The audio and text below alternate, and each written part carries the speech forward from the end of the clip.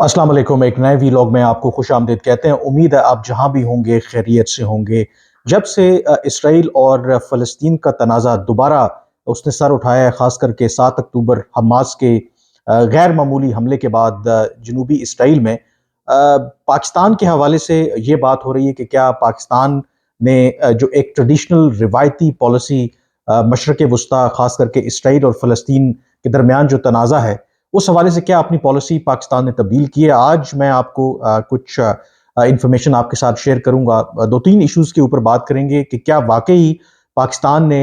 जो इसराइल और फ़लस्तीन के हवाले से अपनी जो ट्रेडिशनल रिवायती पॉलिसी है, उसमें कोई तब्दीली लाई है? दूसरा, क्या पाकिस्तान हमास को एक दहशतगर्द तंज़ीम समझता है? तीसरा, क्या जो 7 अक्टूबर को हमास के ऑपरेशन में ज़ाहिर है कि उसमें इसराइली सिविलियंस भी मारे गए, क्या पाकिस्तान उनकी मज़म्मत करता है? और आखिर में मैं ये आपको बताऊंगा कि बिलाखिर जो मुस्लिम दुनिया है, यानी कि ऑर्गेनाइजेशन ऑफ इस्लामिक कंट्रीज़, उनको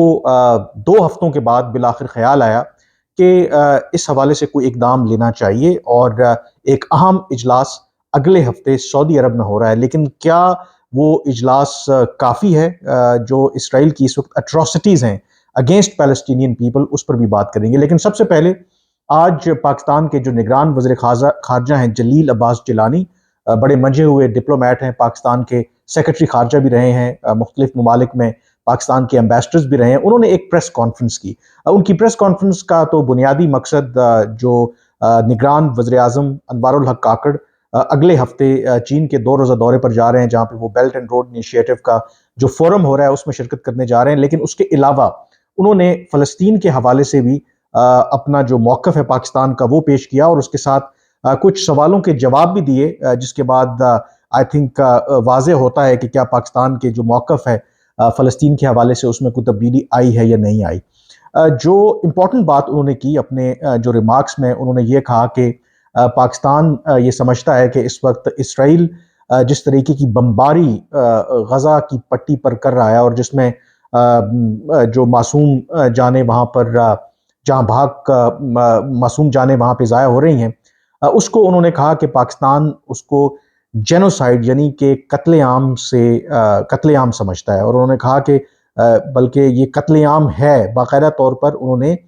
जो इसराइल के इस वक्त एक्शंस हैं against Palestinians in Gaza strip, उन्होंने उसको जेनोसाइड करार दिया है। यानी कि काफ़ी एक स्ट्रॉन्ग स्टेटमेंट जब से ये तनाज़ा दोबारा सर उठाया, उसने पहली दफ़ा पाकिस्तान के किसी आला हुकाम की तरफ से इतना सख्त बयान सामने आया है। दूसरा, इस पस मंज़र में कि जो बातें हो रही थी कि शायद पाकिस्तान का जो मौक़िफ़ है उसमें कोई तब्दीली आई है, और वो इसलिए क्योंकि इनिशली जब 7 अक्टूबर को हमास ने ऑपरेशन किया अगेंस्ट इसराइल और बहुत बड़े पैमाने पर ऑपरेशन किया, तो पाकिस्तान का जो रद्द-ए-अमल था, आप कह सकते हैं कि थोड़ा मोहतात था। और उसके मोहतात होने की वजह ये थी क्योंकि उस हमले में यकीनी तौर पर कई जो इसराइली जो सिविलियंस हैं उनकी भी डेथ्स हुई थी। तो पाकिस्तान बड़ा कॉशियसली इस हवाले से मूव कर रहा था। लेकिन फिर जब उसके जवाब में इसराइल की तरफ से जिस तरीके से इनडिस्क्रिमिनेट बमबारी की गई, ऐलान जंग किया गया फ़लस्तीनियों के ख़िलाफ़, तो उसके बाद फिर पाकिस्तान के जो मौक़िफ़ है उसमें एक वज़ाहत आना शुरू होगी। और आज की प्रेस कॉन्फ्रेंस में जो पाकिस्तान के वज़ीर ख़ारजा हैं, उन्होंने वाज़ेह तौर पर कहा, उनसे सवाल भी हुआ, बल्कि वहाँ पर एक फ़लस्तीनी सहाफ़ी मौजूद थे उस प्रेस कॉन्फ्रेंस में, और उन्होंने यही सवाल किया कि कुछ ऐसी इंडिकेशन मिल रही है कि शायद पाकिस्तान ने अपने मौक़िफ़ में फ़लस्तीन के हवाले से उसमें तब्दीली की है। लेकिन जो वज़ीर ख़ारजा हैं जलील अब्बास जिलानी, उन्होंने इन तमाम अफ़वाहों की सख्ती से तरदीद की। उन्होंने कहा कि पाकिस्तान की जो एक ट्रेडिशनल पोजीशन है फ़लस्तीन के ऊपर, वो अपनी जगह पे मौजूद है, और उसको उन्होंने रीइटरेट भी किया। और पाकिस्तान की क्या स्टांस है फ़लस्तीन के हवाले से? स्टांस वो ये है कि पाकिस्तान समझता है टू स्टेट सोल्यूशन, यानी कि इसराइल तो ऑलरेडी रियासत, जिसको बेशक पाकिस्तान या बाकी दुनिया के जो मुस्लिम ममालिक हैं बहुत से वो तस्लीम नहीं करते, लेकिन आफ्टर ऑल इसराइल अब एज अ स्टेट एग्जिस्ट करता है। लेकिन पाकिस्तान और जो बाकी दुनिया के खास करके OIC के ममालिक हैं, वो समझते हैं कि फ़लस्तीन को जब तक एक आज़ाद रियासत के तौर पर तस्लीम नहीं किया जाता और ऐसे इकदामात नहीं किए जाते जिसमें इसराइल और फ़लस्तीन साइड बाई साइड रहें, उस वक्त तक اسرائیل کے وجود کو تسلیم نہیں کیا جا سکتا۔ اور اس حوالے سے جو پاکستان کا ہمیشہ سے موقف رہا ہے کہ اسرائیل کو فلسطین کو ایک آزاد ریاست بنایا جائے، اور اس میں جتنے جو مقبوضہ علاقے ہیں جس پر اسرائیل نے قبضہ کر رکھا ہے وہ وڈرا کریں، اور خاص کر کے جو 1967 میں اسرائیل اور جو عرب وار ہوئی تھی جس کے نتیجے میں اسرائیل نے جو اپنا غاصبانہ قبضہ ہے اس کو ایکسپینڈ کر دیا تھا، وہ پری 1967 بارڈر، یعنی کہ اسرائیل 1967 کی جنگ سے پہلے جہاں پہ تھا وہاں پہ واپس چلا جائے، اور جو باقی علاقے ہیں اس کو فلسطین کو ایک آزاد ریاست کے طور پر تسلیم کیا جائے،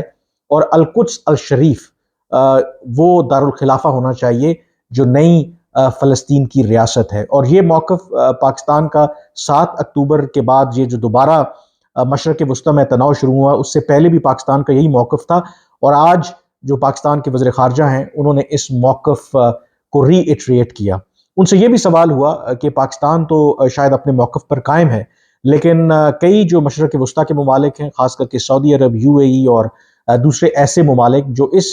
7 اکتوبر کے واقعے سے پہلے اسرائیل کو تسلیم کرنے کے بارے میں سوچ رہے تھے، تو کیا پاکستان بھی جو اپنی پالیسی ہے ان عرب ممالک کو دیکھ کر کے مرتب کرے گا فلسطین کے حوالے سے، یا پاکستان کا ایک اپنا موقف ہوگا؟ تو اس پر بھی اگین جو وزیر خارجہ ہیں انہوں نے بڑا واضح کیا کہ پاکستان ایک ساورن ملک ہے، اور پاکستان کی جو پوزیشن ہے ڈیفینیٹلی پاکستان کوآرڈینیٹ کرتا ہے ود ادر کنٹریز لائک سعودی عربیہ، مسلم دنیا کا ایک اہم ملک ہے، لیکن ارسپیکٹو کے جو مشرق وسطی کے ممالک ہیں ان کا کیا سٹانس ہے، پاکستان کی پوزیشن جو ہے وہ بہت واضح ہے، اور OIC کا بھی جو موقف ہے وہ بھی یہی ہے کہ جب تک 2 اسٹیٹ سولوشن کی طرف نہیں بڑھتے تو اس وقت تک کسی بھی طرح کا جو کمپرومائز ہے اسرائیل کو تسلیم کرنے کے حوالے سے یا اپنے موقف میں تبدیلی کرنے کے حوالے سے وہ نہیں ہو سکتا۔ تو اس حوالے سے ان کا یہ کہنا تھا کہ مڈل ایسٹ کے اندر جو بھی پالیسی باقی ممالک کی ہو، پاکستان اپنی جو پالیسی ہے اس پر کاربند ہے کہ جو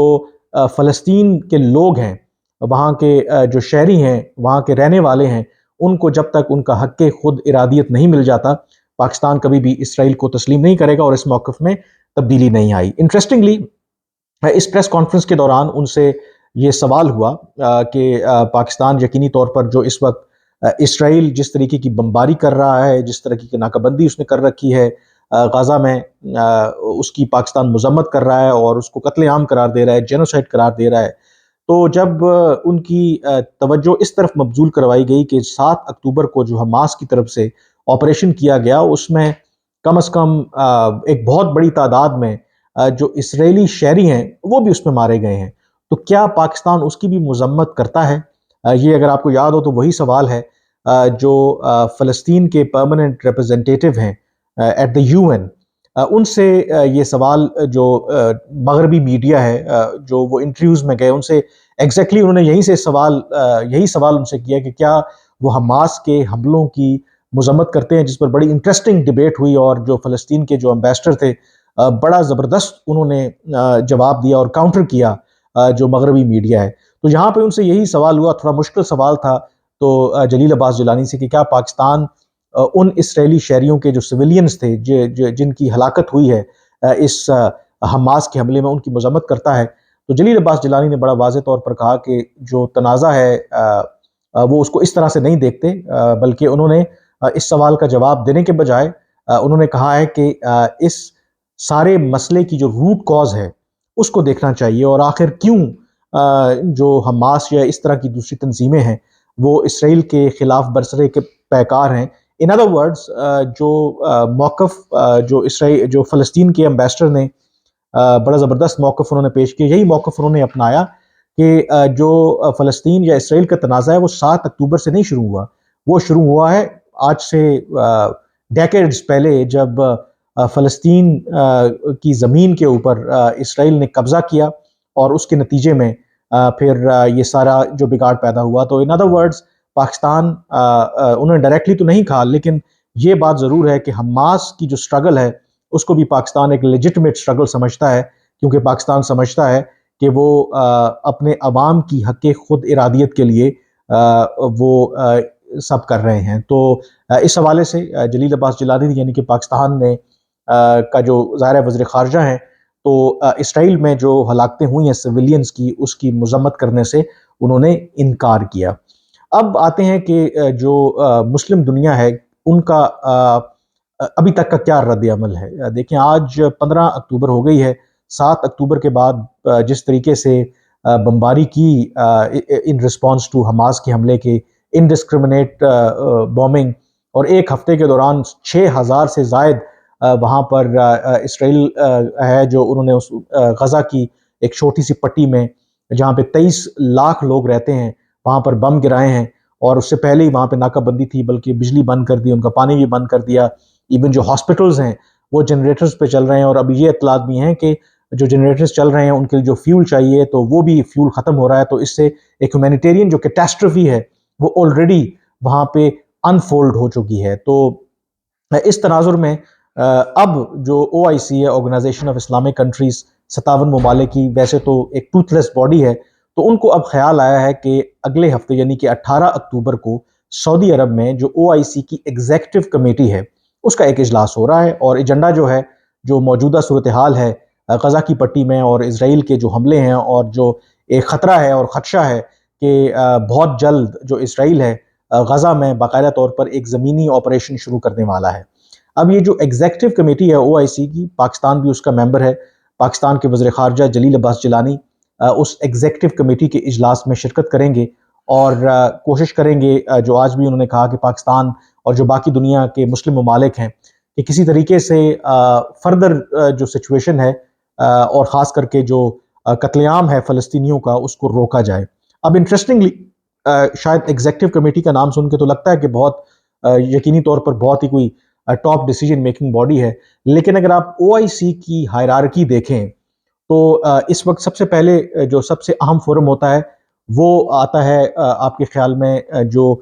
سمٹ ہے اس کے بعد ہے کونسل آف فارن منسٹرز جس میں تمام وزرائے خارجہ ہوتے ہیں، تیسری ہوتی ہے اسٹینڈنگ کمیٹی، اور چوتھے نمبر پر آتی ہے یہ OIC کی ایگزیکٹو کمیٹی۔ تو آپ امیجن کریں کہ ایک اتنا بڑا ایشو، مسلم دنیا کا OIC بنی اسی وجہ سے تھی کہ کسی طریقے سے جو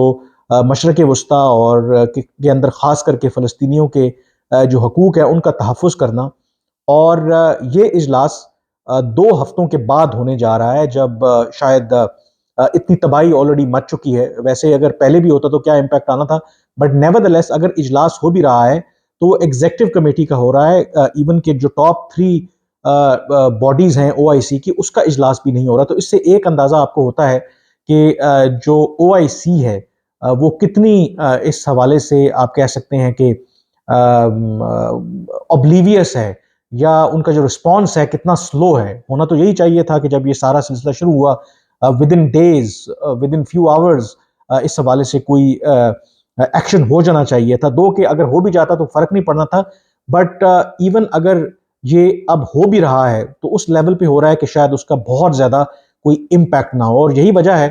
کہ اسرائیل بھی اچھی طرح سے جانتا ہے، جو اس کے مغربی اتحادی ہیں وہ بھی اچھی طرح سے جانتے ہیں کہ اسرائیل جو مرضی کرے، وہ کرائمز کمٹ کرے، جینوسائڈ کرے، جو مسلم دنیا ہے، فلسطین کے عوام تو ویسے ہی کچھ نہیں کر سکتے، لیکن باقی جو مسلم دنیا ہے وہ کچھ بھی نہیں کرے گی، اور جو آبجیکٹو اسرائیل کا ہے وہ اسے اچیو کر کے رہیں گے۔ تو آبویسلی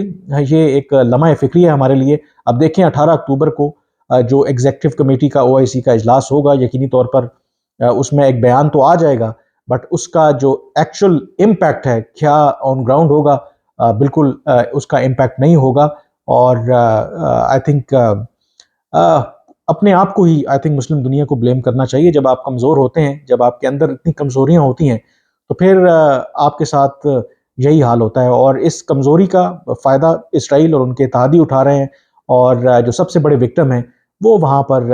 فلسطین کے نہتے عوام ہیں، اور جو وہاں پر اس وقت سچویشن ہے انبلیویبل، جو امیجز وہاں سے آ رہے ہیں، آپ میرا نہیں خیال کہ اس کو دیکھ بھی سکتے ہیں۔ آج کے وی لاگ سے اتنا ہی، مجھے اجازت دیجیے، اللہ حافظ۔